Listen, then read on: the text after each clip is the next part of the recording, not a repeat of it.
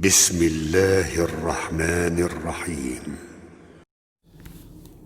قل أعوذ برب الناس ملك الناس إله الناس.